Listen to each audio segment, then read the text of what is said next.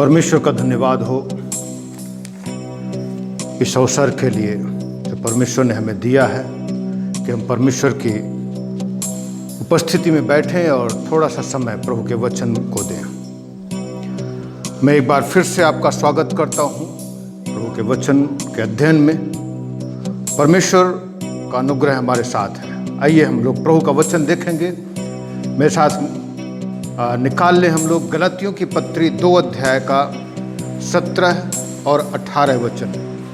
यहाँ पर प्रभु का वचन इस प्रकार से कहता है, हम जो मसीह में धर्मी ठहरना चाहते हैं, यदि आप ही पापी निकलें तो क्या मसीह पाप का सेवक है? कदापि नहीं, क्योंकि जो कुछ मैंने गिरा दिया यदि उसी को फिर बनाता हूं तो अपने आप को अपराधी ठहराता हूं। प्रभु इस वचन के द्वारा हमें आशीष दे। सो यहां पर पौलुस पत्रस का सामना करके पत्रस से वार्तालाप कर रहा है, पत्रस से बातचीत कर रहा है। पत्रस को कह रहा है, हम जो मसीह में धर्मी ठहरना चाहते हैं, यदि आप ही पापी निकले तो क्या मसीह पाप का सेवक है? हम जो मसीह में धर्मी, हम यीशु मसीह के लहू के द्वारा धर्मी ठहरे हैं। मेरे प्रियो, ये प्रभु का वचन बार बार इसमें गलातियों की पत्री में लगातार हमसे बातचीत कर रहा है। हमारा उद्धार हमारी धार्मिकता के कामों से नहीं, हमारे भले कामों से नहीं, हमारे अच्छे कामों से नहीं, और ना ही यहां पर पौलुस जो बातचीत कर रहा है पत्रस से, तो चूंकि ये दोनों यहूदी थे तो दोनों पत्रस से पौलुस कह रहा है, हम लोगों का जो उद्धार है वो मूसा की व्यवस्था मानने से नहीं है। मूसा की व्यवस्था में कुछ महत्वपूर्ण चीजें थी, जैसा पिछले उसमें मैंने लगातार अध्ययन में बताया है। मूसा की व्यवस्था जिसमें शनिवार को आराधना करना है, मूसा की व्यवस्था में जो सम्मिलित है वो है खतना कराना, मूसा की व्यवस्था में जो सम्मिलित है वो नया चांद और सप्त का दिन मानना, शनिचर के दिन आराधना करना। मूसा की व्यवस्था में और भी तमाम संस्कार हैं।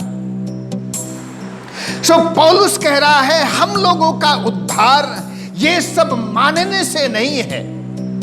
हम कितना भी धर्म का पालन करें, कितना भी धर्म का निर्वाह करें, शुरू से हम लोग यहूदी हैं, इन पापी अन्य जातियों में से नहीं है। लेकिन तो भी हम लोगों का जो उद्धार है वो यीशु मसीह के लहू मानने से है। लेकिन 17 वचन में है, हम जो मसीह में धर्मी ठहरना चाहते हैं, यदि आप ही पापी निकले तो क्या मसीह पाप का सेवक है? हम अब हमने ये कंक्लूड किया है। यहां पर पौलुस कह रहा है, तुमने खुद कहा था, उसको स्मरण दिला रहा है उस यरूशलेम के कॉन्फ्रेंस को, जब वो प्रेरितों का कॉन्फ्रेंस चल रहा था। उस समय पत्रस खुद खड़े होकर के इस बात को कह रहा है। प्रेरितों के काम 15 अध्याय में जब हम पढ़ते हैं तो वहां पर पत्रस कह रहा है 7 वचन से, तब पत्रस ने बहुत वाद विवाद हो जाने के बाद खड़े होकर उनसे कहा, हे भाइयों, तुम जानते हो कि बहुत दिन हुए परमेश्वर ने तुम में से मुझे चुन लिया कि मेरे मुंह से अन्य जाति सुसमाचार का वचन सुनकर विश्वास करें। मन के जांचने वाले परमेश्वर ने उनको भी हमारे समान पवित्र आत्मा देकर उनकी गवाही दी और विश्वास के द्वारा उनके मन शुद्ध करके हम में से उनमें से कुछ भेद नहीं रखा। अर्थात जिस प्रकार से परमेश्वर ने पवित्र आत्मा उन लोगों को दिया वो सब लोग, हम लोग सब पवित्र आत्मा से भर गए। उसी प्रकार से परमेश्वर ने अन्य जातियों को भी पवित्र आत्मा का दान दिया। उसमें वो वर्णन कर रहा है कि किस तरीके से परमेश्वर ने सामरियों को पवित्र आत्मा का दान दिया, और फिर कुरनेलियस जो अन्य जाति थे उनको भी परमेश्वर ने पवित्र आत्मा का दान दिया। अर्थात उनमें और हम में कुछ भेद नहीं रखा है। 10वां वचन कहता है, तो अब तुम क्यों परमेश्वर की परीक्षा करते हो कि चेलों की गर्दन पर ऐसा जुआ रखो जिसे ना हमारे बाप दादे उठा सके थे और ना हम उठा सकते हैं। सो यहां पर पतरस के अनुसार मूसा की व्यवस्था को मानना और पहले वो सारी व्यवस्था को की ओर लौटना जुए के समान है, एक भारी जुए के समान है, जिसको ना हमारे बाप दादे उठा पाए हैं और ना हम उठा पा रहे हैं। इसलिए इन अन्य जातियों को जिन्होंने यीशु मसीह पर विश्वास किया है, इन पर क्यों जुआ डालना चाहते हो? लेकिन अब इस बात को पतरस भूल गया है मेरे ख्याल से। इसलिए यहां पर पतरस अन्य जातियों के साथ से किनारा कर रहा है। जब याकूब की ओर से कुछ लोग आए थे, याकूब के ओर से जो लोग आए थे, उन्होंने क्या कहा यहां पर कुछ भी क्लियर नहीं है, जबकि याकूब खुद उस सभा का हिस्सा था जो प्रेरितों के काम 15 अध्याय में थी। तो सब लोग एक ही मन से, एक ही चित्त होकर के ये प्रस्ताव पारित किया था कि हम चेलों के ऊपर ये जुआ नहीं डालेंगे। अर्थात खतना कराना, शनिचर के दिन आराधना करना और तमाम जो संस्कार हैं, शनिचर के दिन आराधना करना और जो तमाम संस्कार हैं, इन पर कुछ भी बोझ नहीं डालेंगे। बस सिंपल सी मूर्तों के सामने बलि किया हुआ प्रसाद नहीं खाना है, गला घोटे हुओं का मांस नहीं खाना है, व्यभिचार से परे रहना है। ये कुछ 3-4 चीजें महत्वपूर्ण थी उन लोगों की चिट्ठी में, बस ज्यादा कुछ नहीं था। लेकिन यहां पर पतरस किनारा कर रहा है, जैसे ही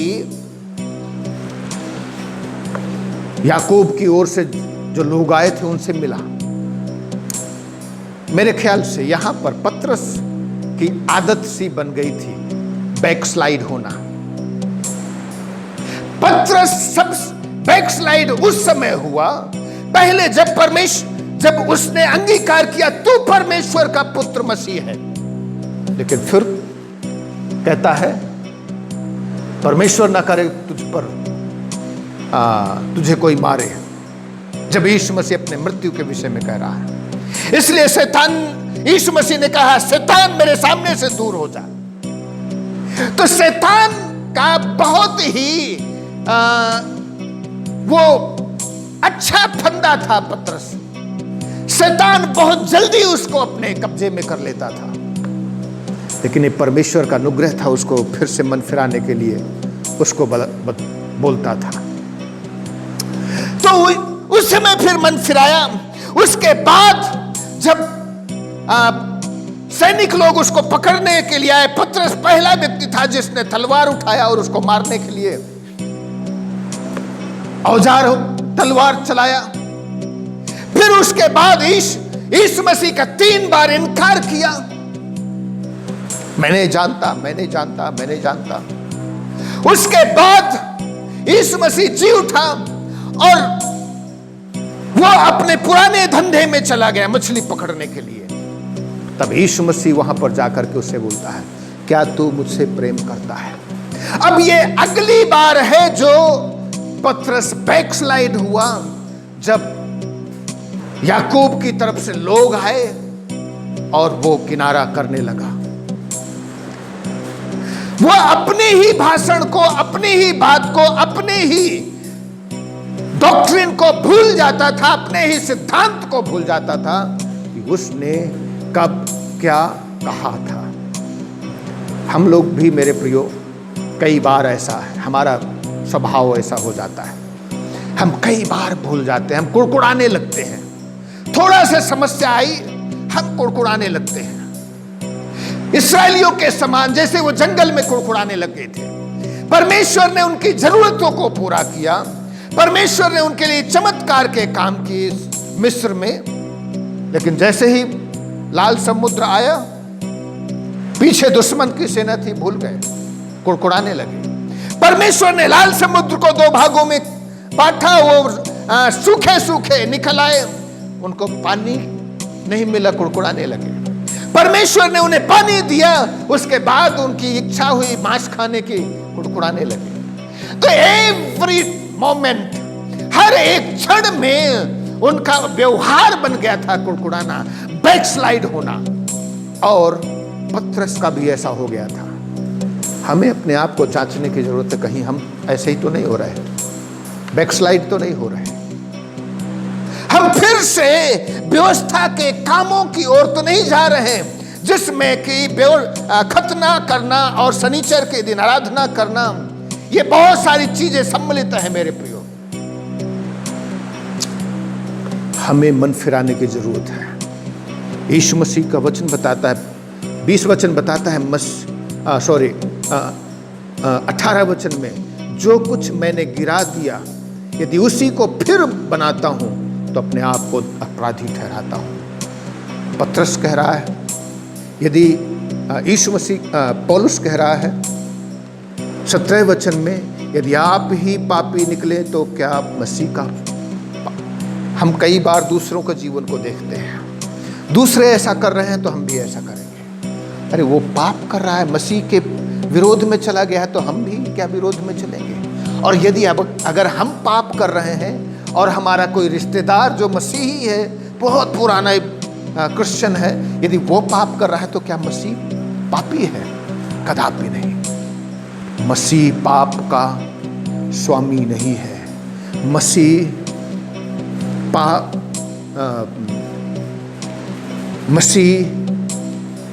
पाप का सेवक नहीं है। इसलिए पौलुस कह रहा है, जो हमने गिरा दिया उसी को फिर से बनाते हैं तो अपने आप को धर्म अपराधी ठहराते हैं। क्या आप अपने आप को अपराधी तो नहीं ठहरा रहे हैं? जो काम आपने छोड़ दिया था, मन फिरा लिया था, आज फिर से आप करने लगे हैं, फिर से वहीं लौट करके चले गए हैं। पतरस के समान मछली पकड़ने के लिए, पतरस के समान अब फिर से अन्य जातियों से किनारा करने के लिए हमें मन फिराने की जरूरत है। आइए हम लोग प्रार्थना करें। परमेश्वर पिता, मैं प्रार्थना करता हूँ सभी विश्वासियों के लिए, प्रभु जो तेरा वचन सुन रहे हैं, अनुग्रह कर ताकि हम मन फिरा लें, पापों से पश्चाताप कर लें। प्रभु बैकस्लाइड होने से अपने आप को बचाएं, जैसे पतरस बैकस्लाइड हुआ। हम एक चीज को जान लें, यीशु मसीह का लहू हमारे लिए काफी है। प्रभु हमें अपने लहू से धो दे, एक बार हमें पवित्र कर। तेरे क्रूस का बलिदान काफी है, तेरा लहू बहाया जाना काफी है। उसी के द्वारा हम बचाए जाएंगे, उसी के द्वारा हमें चंगाई मिलेगी, उसी के द्वारा हमें छुटकारा मिलेगा। यदि कोई बीमार है, प्रभु अपना हाथ बढ़ा करके स्पर्श कर, छू करके चंगा कर दे। हर एक के जीवन में आश्चर्य कर। धन्यवाद करते हैं, तूने प्रार्थना को सुना है। यीशु के नाम से मांगते हैं इस प्रार्थना को, आमीन आमीन। God bless you, have a nice day. Prabhu Ashish they.